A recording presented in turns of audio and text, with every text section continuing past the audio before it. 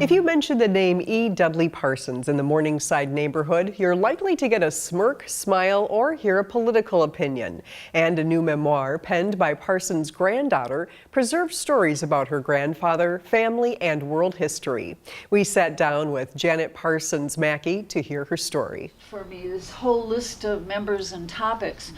Jane Addams spoke there. What started as a collection of essays to preserve history for her family grew into publishing a book to share with others. This experience showed him the need Well, for the book is about my journey to understand my grandfather and to, in a way, welcome him back into the family. He was a very politically progressive person, outspoken, never hesitated to share his conviction. Well, at one point, I actually thought he was a communist, and I came to the conclusion that he wasn't. But he was a very liberal person. Toward the end of World War II, there began to be this fear of communism and of any leftist kind of leanings, and we know about the blacklist and the McCarthy era.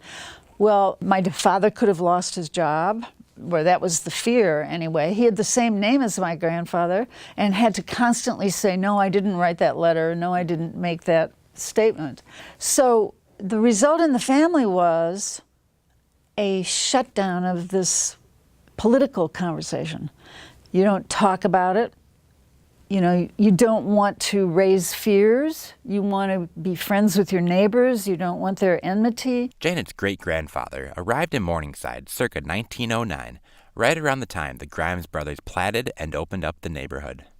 My great-grandfather, who helped start this church, in about 1909 here in Morningside, had been a temperance preacher and bought 5 lots on France Avenue.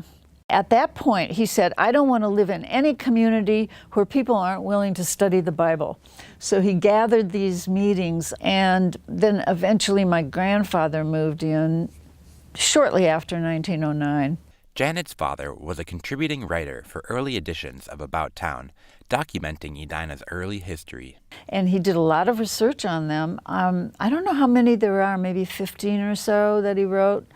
They're very good reading, I find. He was a founding member of the Edina Historical Society. It's a significant family value that you have to make the place better when you leave it, as in the Boy Scouts, than when you arrive.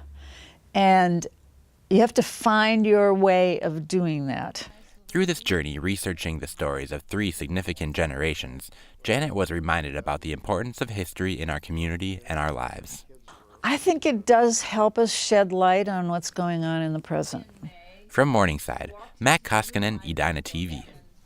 Janet now lives in Virginia and returns to Minnesota annually to connect with family and friends.